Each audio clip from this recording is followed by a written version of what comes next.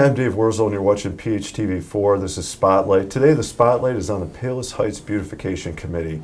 And with me today, I've got a couple active members and the founder here. Let me introduce everybody first. I've got Bob Starzyk on my far right, who is the chairperson for the Classic Car Show that we just had, which was an incredible event this year. Next to me, I got John Hanley. John, thanks for being here, the chairman of the Beautification Committee. And then on my left, the founder. So, in effect, you've created a whole slew of things that have triggered a lot of great, things for the city. I've got Jeff Prestanario. Correct, Jeff Prestanario, and I was able to do those things by being an alderman. I was elected in 2001, and then from there we kind of went forward. We had the Business Economic Development Committee, and part of that was the Beautification Committee, an arm of that. And then as time went on, actually the Business Economic Development Committee ended. The person that was in charge didn't want to do it anymore, and but the Beautification was, of all those committees, which there were about 4 or 5, the Beautification Committee was the only one that still is going on today. The Business Economic Development Committee got reenacted, but the Beautification Committee was the only one that did all the years. And I want to elaborate on that. Maybe we should clarify even first, though. Like, what is the goal of the Palos Heights Beautification Committee? What's the intent? Well, the goal is to beautify our city with flowers, trees, projects that would enhance the livability of living in Palos Heights. And you mentioned, because this is, and Jeff, I want to get back so now we can connect them. So you do a lot of specifically, whether it's landscaping or contributing to, I know the planters on Harlem Avenue. I know you've done things at Lake Catherine. We'll talk about those specifically in a second. So how did it move from, because now it's 100% volunteer, right? Yes. Right? How did it move from that original organization within those other committees to the way it functions now? What happened originally, in 2001, the city had basically no money in their coffers. And so we started up and didn't really have any volunteer program. So we started up with the Beautification Committee. We started up all volunteers, and everything we did, we generated our own funds. We didn't ask the city for anything. Which is still how it functions today, right? Correct. It took a while at that time to build up some money, though. Now there's money in the coffers for the Beautification Committee for these different expenses. But when we started, we had to have events basically to start up to raise some money to do some of the projects we wanted to do. Mm-hmm. I mean, that's incredible to go from zero to think about some of the projects you do around the city now is really amazing.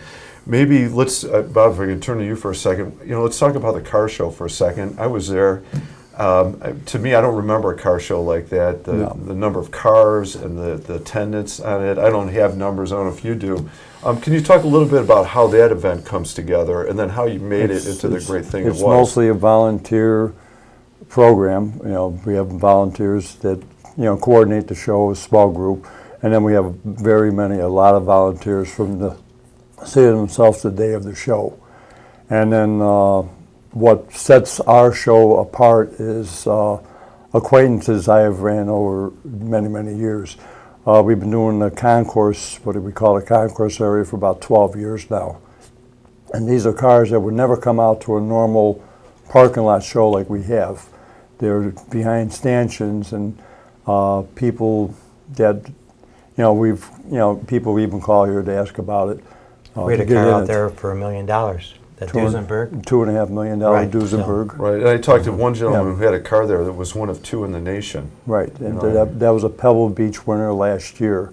Pebble Beach is basically the best prestigious car show in the world. Mm-hmm. It's out there on Pebble Beach, California, right on the golf course. It's amazing, and you think about Palos Heights. Yeah, right. I mean, we're on that map now. Right, sure. Like I said, I made the comment to the paper that this has got to be probably the best parking lot show in the nation, because there's nobody else that would have a $2.5 million Duesenberg, a Pebble Beach winner, and a top 6 winner of the World of Wheels, winter car shows, and a parking lot. So we had this, fantastic event. Crowds were great. You had people, hitting the restaurants and up and down the businesses, and it's a big fundraiser. I know, which is a part of generating that budget that Jeff is talking about, right?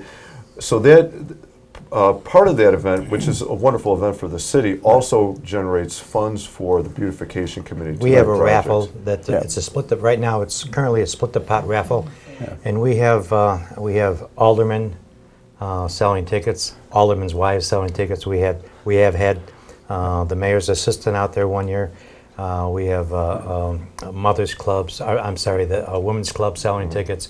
It's a community event that brings other organizations like the Kiwanis, the Lions Club, St. Al's, Knights of Columbus out there, all selling their wares and for little fundraisers within a fundraiser. Right. And Bob and I and Jeff have really talked to some of the business owners along Harlem, and it is by far their busiest day. Oh, is it? It is. Would you say, Jeff? Oh, Still, Bob? Yeah. Still, yeah. It is their busiest day of the year. Yeah, just having walked it that evening, I don't know how it could not be. Yeah. Those businesses look like they're really moving. And they have some of the years ago we started to bring restaurants that aren't on Harlem to be a food vendor, Aurelio's or a little Mexican place down the street. Pop's Hot Dogs. Pop's Hot Dogs. They have come out to be part of the It's growing. restaurant scene. Yeah. So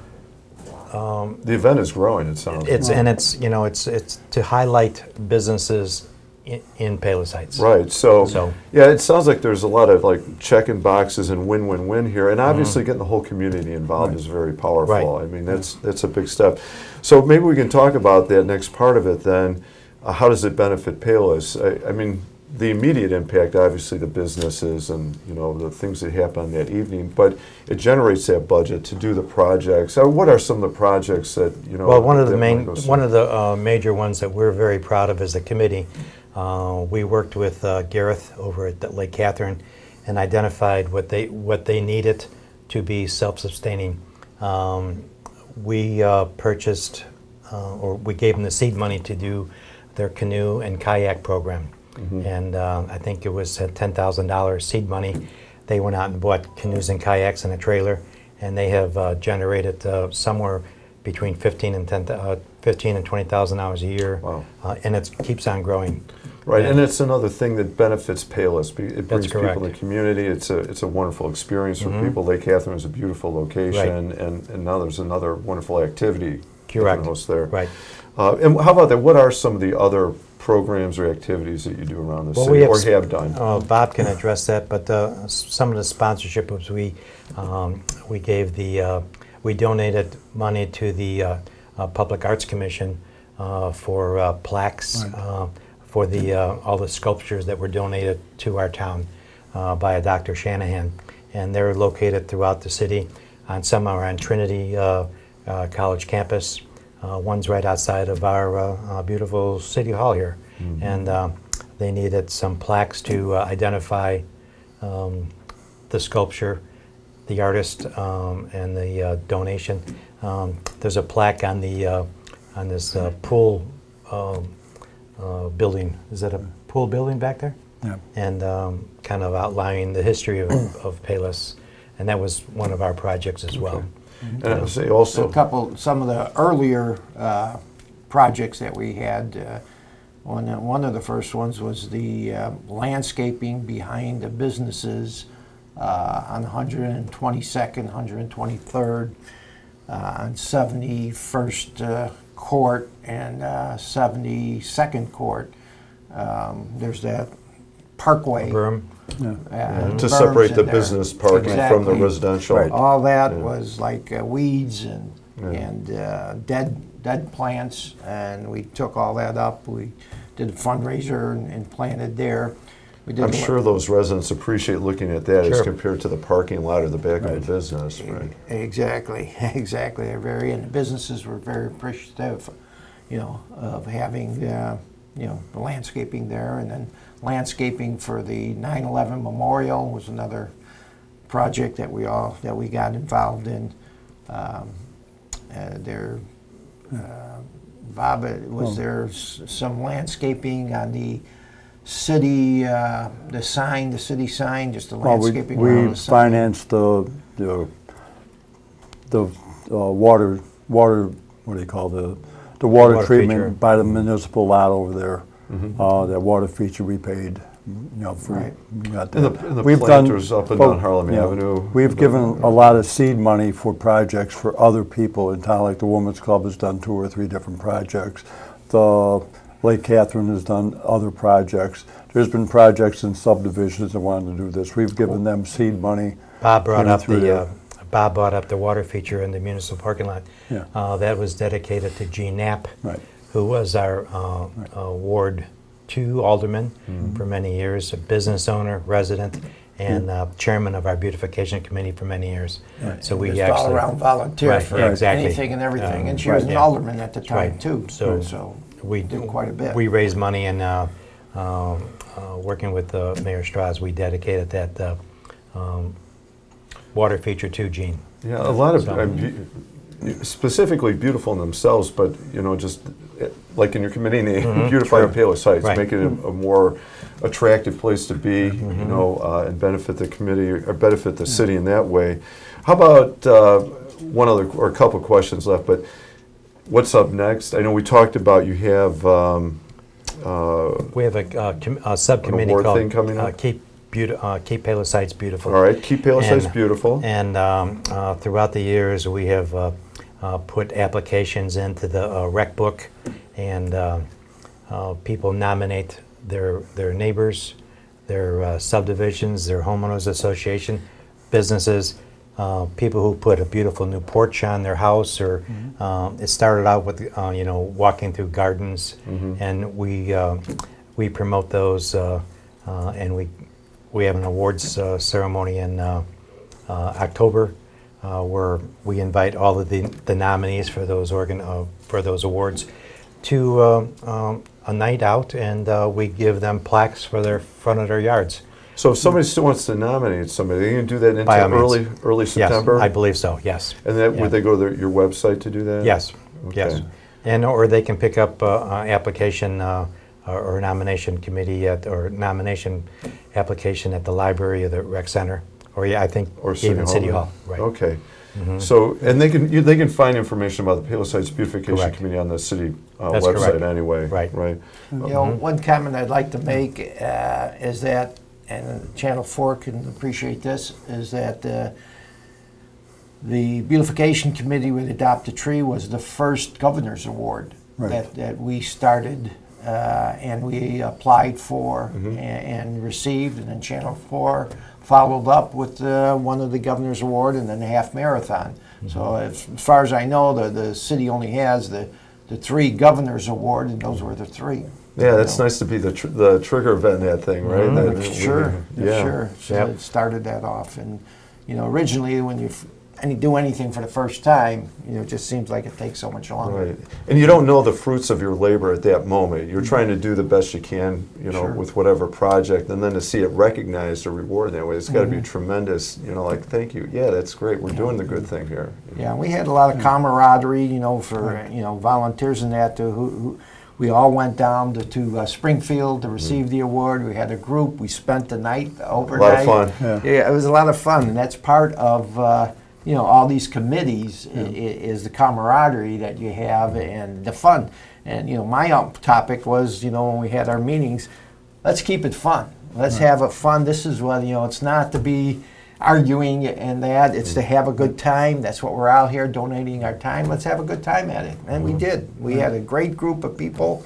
When I was involved, and they got a great group of people now, and it's just a lot of fun. And the members that, for the most part, they started in 2002, and they're still on the committees. Right. For over all these And years. that's what we need new blood because all of us are getting up in age. I'm and not. But yes. all of us are getting up in age, and we need new blood in there.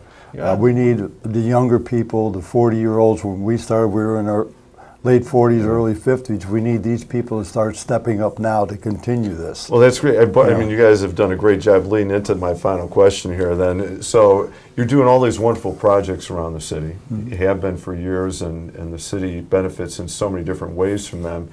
So we need volunteers. You need new blood. If somebody wants to join and be a volunteer on the beautification committee, or maybe they want to help out, or maybe they want to donate, maybe they want to sponsor, or maybe they just want to help with a specific event. Maybe they want to help at the classic car show. How do they do that? What's the step? You know, just they can contact City Hall. Okay. They can contact Bob or myself. Our numbers are all over the applications.